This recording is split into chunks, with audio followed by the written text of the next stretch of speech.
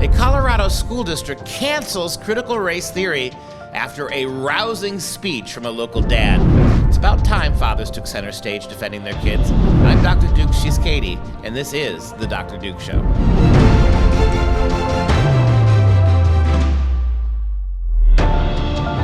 Hello, everyone, and welcome to The Dr. Duke Show.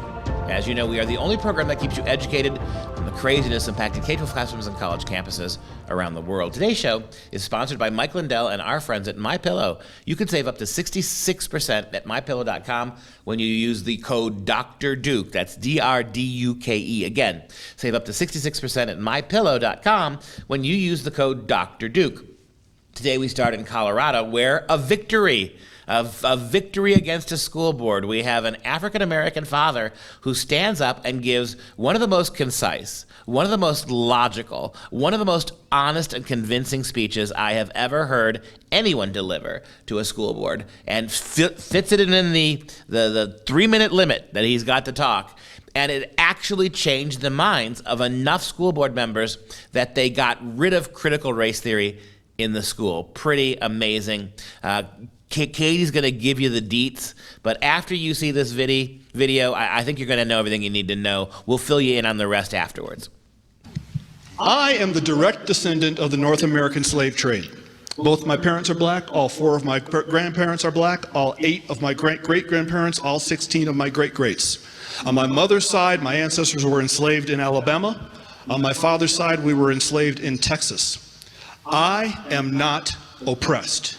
I'm not oppressed, and I'm not a victim. I'm neither oppressed nor a victim.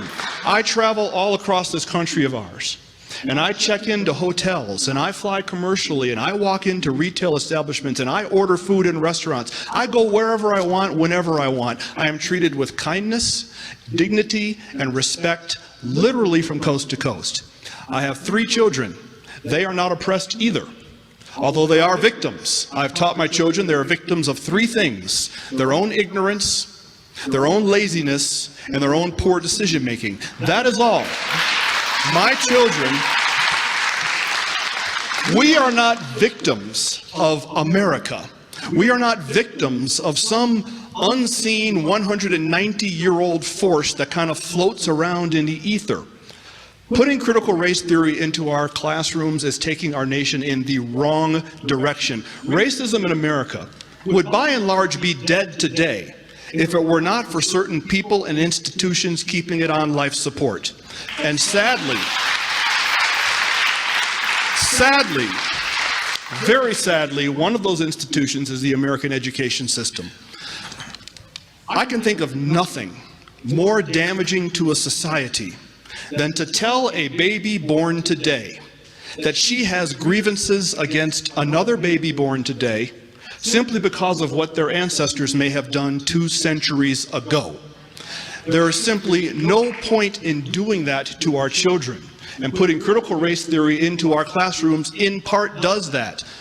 Putting critical race theory into our classrooms is not combating racism, it's fanning the flames of what little embers are left. I encourage you to support this resolution. Let racism die the death it deserves, and let's keep living the life of the country that we are. Thank you. So that is Derek Wilburn. He is the father of the district, as you heard. And as you heard in his speech, he is a direct descendant of slaves. And I know in this country, a lot of people like to say that they are parts of, from this slavery times and actually have no direct line, but he has traced his actual lineage, and he is. And he gives the most, I think, one of the best speeches we've heard because it is the most logical, and as soon as you may have a contrary thought, he has an answer for it, and just basically says, as it should, racism needs to die with the little embers that it has left. And it is so simple, right? I mean, when you hear that kind of thing, and I you hate to play the game this way, but when you hear it from an African American, anybody could have said that. I think that we have said all of those things at different times across the program. But because of the highly racialized circumstances we live in today, I would argue a highly racialized system created by white liberals to keep us divided, because they need it. For liberalism and the socialism that they pursue to survive and to thrive in this country, you have to have nonstop racial animus. But hearing it that way, it shows you just how stupid the opposite arguments are. Systemic racism in the freest country in the history, what used to be the freest country in the history of the world, a country that very early on dealt with the idea of slavery when slavery was ubiquitous, was a world problem, a country who slowly, with great deliberation, finally over years of negotiation and then the worst civil war in human history, in terms of the toll and the lives taken, actually ended it, and the improvements since.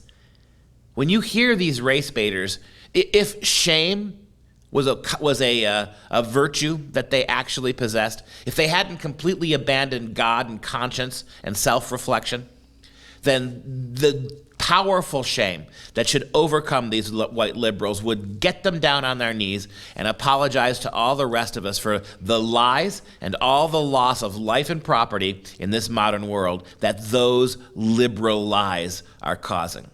And as we stated earlier, there were a lot of other people who spoke, but Wilburn's speech, I think, was probably the icing on the cake. And just shortly after he gave his speech, the Colorado Springs School District 49 School Board did vote to ban critical race theory. So, good job. And Colorado Springs is a college town, and it's considered a very liberal town. And for that to happen there is a big deal.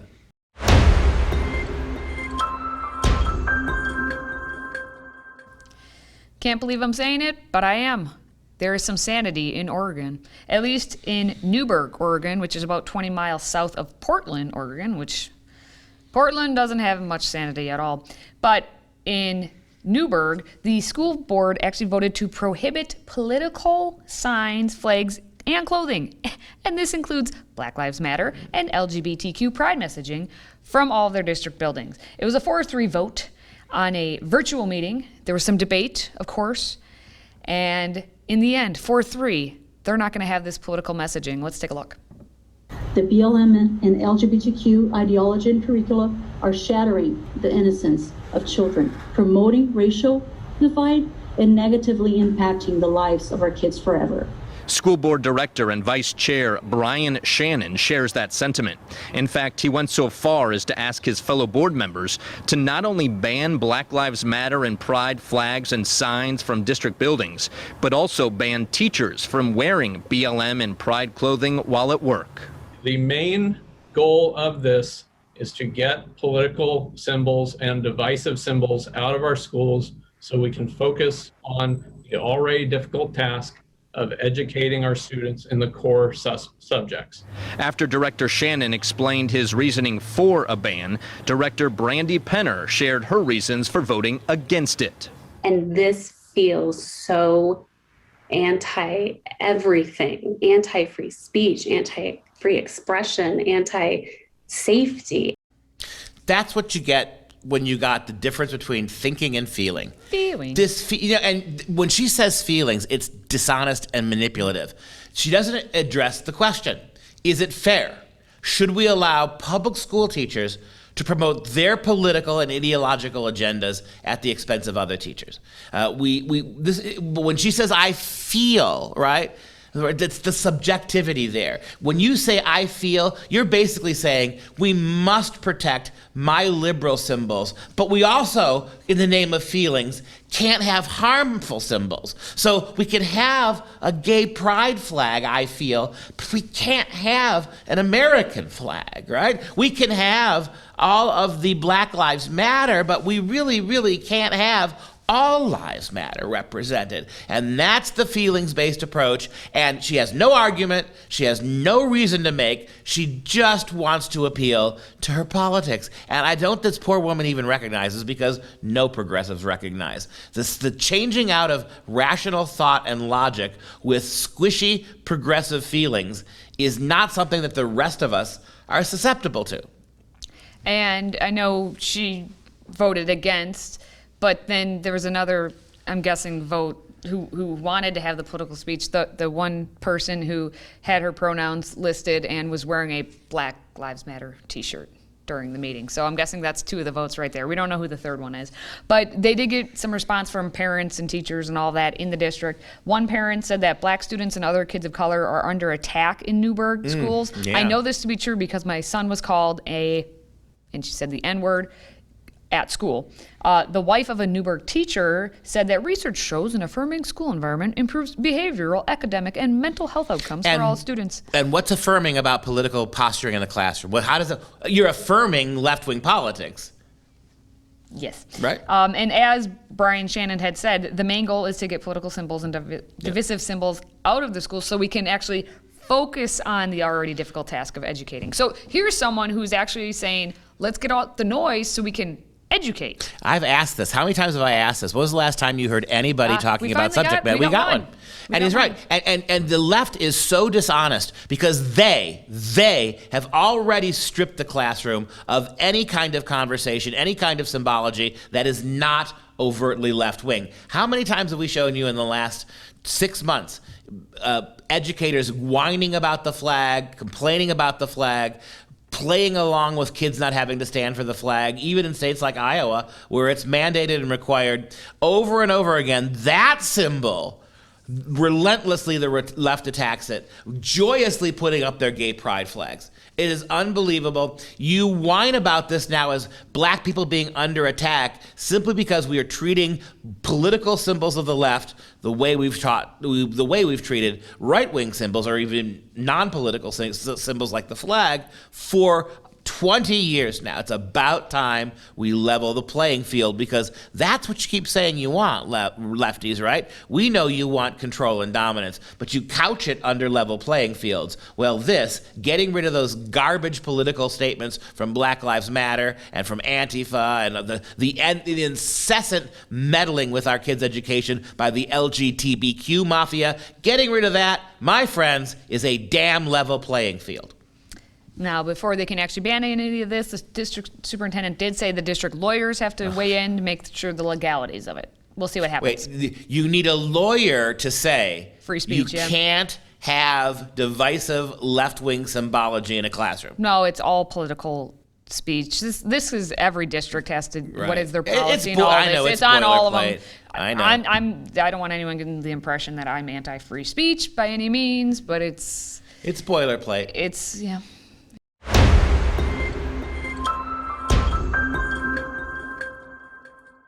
There is nothing like deciding to go to seminary and then be told, once you get there, that you are a racist and you must attend AntiRacism training. Well, this happened to Timothy Keterling, who enrolled at Princeton Theological Seminary, and reflecting on his commitment, as he said, to give my life to work for justice and to live out the values of the kingdom of God. Okay? In a letter to the seminary. Sounds like a good seminary. No, he's racist, according to just being human. Now, the seminary's president, Craig Barnes, had said that Keterling wrote that he would sacrifice anything to make sure that my brothers and sisters see relief from their oppression. So, of course, he must attend anti-racist training. Wait, repeat what he said that got him in trouble? This is what he wrote in his. Right. It's just everyone must attend. Right. Okay, gotcha. Yes. So he had written that he would sacrifice anything to make sure that my brothers and sisters see relief from their oppression. Right. So yes, and that required what? Anti-racism training. Right. All of them. Right. It's amazing. Everyone must attend it. So even the most noble of sentiments, if uttered by a white seminarian, require an adjustment, right, through training. I mean, what more could he have said positive? How could he have stated that more positive? Well, by excluding his goodwill only to unliberated blacks, who of course are still slaves. That still would have got him in racial training, but at least he wouldn't be corrected for how dare you be so inclusive. Yeah, so everyone must participate in this anti-racist training. It was mandatory, and he refused. He didn't want to do it, and he got support from the newly founded Academic Freedom Alliance, AFA, which is comprised of professors from all over the country. So he convinced the seminary to actually exempt him from the training through this, like they went through these emails back and forth. He stated why he shouldn't have to, and they stated whatever. They came to a conclusion that included him agreeing to read Ibram Kennedy's book, How to Be an Anti-Racist, and then write an essay about it. Now, supposedly, he was allowed to be as critical as he desired, and I am guessing, just already based off of the few statements that he's written, he was quite critical, because Ibram X. Kendi. Yeah, and I've read that book. I've read much of that book that I could stomach. I do not understand why this and that other book by what's the white woman who's profiting off of this? You know what I'm talking about? White Fragility. Yeah, White Fragility. Robin DiAngelo. Yeah, there you go, Robin DiAngelo. At least Kendi's black. So I mean, at that case, he's at least an African American. Arguing what he considers to be an authentic problem. When you got Robin DiAngelo, the white little Italian clown show, making big bank off this book of hers. But I've read Kendi, and it's elementary. This is like written at a sophomore level. The level of thought and the level of argument is so poor, you couldn't pass one of my junior or senior English classes. And yet, I guess that's what people like, right? All that busy thinking and all of that busy sourcing what you say and verifying your arguments with proofs, all that stuff that used to be part of the academy, when it comes to race, isn't anymore. So you get to emote on a sophomore level, and that is, you're forcing these dumb books on people in every walk of life. It doesn't take a really brilliant person to realize that this is sophomoric nonsense. Well, but it's necessary, at least for if you're going to attend the Princeton Seminary. Yeah. Because according to one of their deans even says so. One word. Dr. Ibram X. Kendi states the work of anti-racism is to identify, describe, and dismantle. Wherever you are in the continuum, the two pandemics demand that we reimagine our society, and indeed our seminary, beyond our current structures and practices. We first need to hear the voices that have been historically oppressed, and not only listen, but be empathetic to the struggles, the traumas that have been experienced over time and over history. So building capacity to engage in cross-cultural learning is an extremely important element as we try to understand how race and racism has been embedded within structures in our society, and what can we do to dismantle it? What an unbelievably manipulative little video. Now, that creepy music, that Jonestown Drink the Kool-Aid music, that was not put in by the professor or apparently the university. It was done as part of a promotional video, and yet, my God, and even him, did you hear anything that he said that was incredibly moving or deeply thought out or even proven? Right? We've got to, it's like in the previous segment, feelings, right? Empathize. Don't think about this, America. Empathize. If you think about the logic of this or the contradictions of this or the foolishness of this, then you won't feel. Go back, compare Ibram X. Kendi or this guy, this other professor at Princeton, to what you heard at the opening in our African-American dad who just stood up there without any feelings and told the truth about history. Compare what the squishy feel crowd of the left is versus actual manhood and actual accountability. It's night and day different. So if you want to know exactly what's happening at the Princeton Theological Seminary, which to note is separate from Princeton if you're putting them too close together. Keterling said that the first year of school was great. There were 360 other fellow graduate students. It was fine.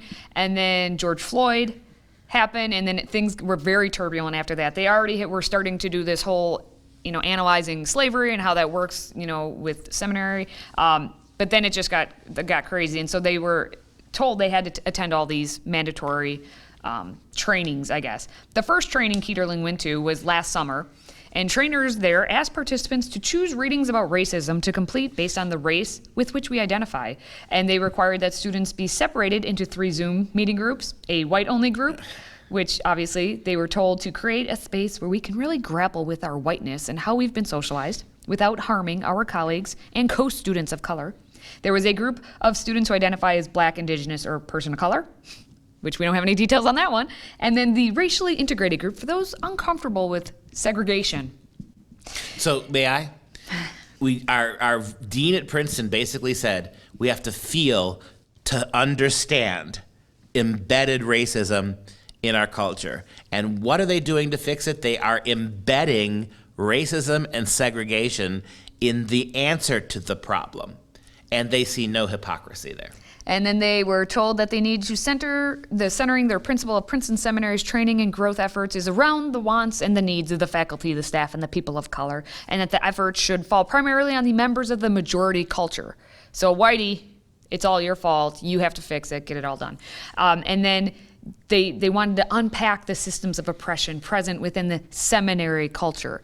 So you think this is bad in the public schools and all that? This is also happening, obviously, at the private schools. In Princeton, the seminary is technically private, so in terms of First Amendment speech rights, they can get around stuff like that. But this is seminary school. This is seminary school. Is this what they should be preaching?